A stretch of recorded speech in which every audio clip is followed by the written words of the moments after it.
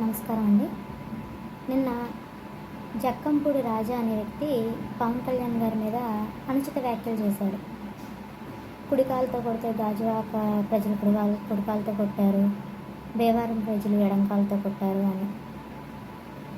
151 సీట్లు గెలిచిన మిమ్మల్ని చీపురు కట్టలు, రోకల బండలు, చపాతీ కర్రలు అవన్నీ ఇచ్చుకుని కొడితే 11 సీట్లకి పరిమితం అయ్యారు. మీరు ఆ విషయం మర్చిపోయి మాట్లాడుతున్నారు అనుకుంటా. మీరు డిప్యూటీ సీఎం పిఠాపురం ప్రజలు ఫోన్లే అని గెలిపిస్తే చేసింది శూన్యం. అది మీ వ్యాఖ్యలు. ఒక్కొక్కసారి ఈయన డిప్యూటీ సీఎంగా చేస్తున్నాడా అని ప్రజలు ఆలోచింపదగిన విధంగా పని చేస్తున్న వ్యక్తి పవన్ కళ్యాణ్ గారు. ఎక్కడో మారుమూల ఉన్న గిరిజన ప్రాంతాలకి వెళ్ళి వాళ్ళకి నీళ్ళ సౌకర్యం, రోడ్లు సదుపాయం, అంబులెన్స్ వెళ్ళే విధంగా ఇప్పటి వరకు పోయిన ప్రాణాలు చాలు, ఇంకా ఏ ఒక్క ప్రాణం కూడా పోకూడదని తప్పించి గెలిచినప్పుడు ఎలా అయితే అధికారంలో ఉన్నప్పుడు వాళ్ళకి మాట ఇచ్చాడో అదేవిధంగా కూటమి అధికారం అయినా సరే అక్కడికి వెళ్ళి ఆ ప్రాంతాలు నక్సలైట్ ఏరియా అయినా సరే అక్కడ అన్నీ తిరిగి వాళ్ళకి సకల సదుపాయాలు కలిగించిన వ్యక్తి పవన్ కళ్యాణ్ గారు. అది వాళ్ళు ఏదైనా ఊరికి మంచి జరిగితే అడవి తల్లికి పువ్వులు, కొబ్బరికాయలు ఆ గిరిజన ప్రజలు ఇస్తారు.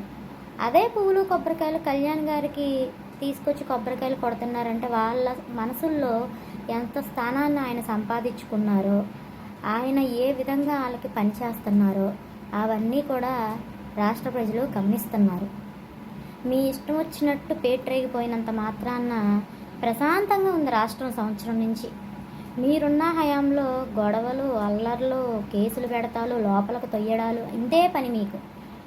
వీళ్ళు వచ్చి మీ మీద కక్ష తీర్చుకోవాలంటే నిమిషంలో పని పవన్ కళ్యాణ్ గారికి. కానీ ఆయన గెలిచిన ఫస్ట్ డే చెప్పాడు ఏమని, ఇది కక్షపూరిత రాజకీయం చేయడానికి కాదు, ప్రజలు మనకు సీట్లు ఇచ్చింది ప్రజలకి పని చేయడానికి. అంత కమిట్మెంట్తో పనిచేస్తున్నాడు ఆ వ్యక్తి. మీరు తాటాకి చెప్పులకి ఎవ్వరూ భయపడరు. పవన్ కళ్యాణ్ గారు చెప్తున్నారు, కొన్ని మీటింగుల్లో చెప్తున్నారు, నా పని నేను చేసుకుంటున్నాను, నన్ను చేసుకోనివ్వండి, నన్ను రెచ్చగొట్టకండి అని.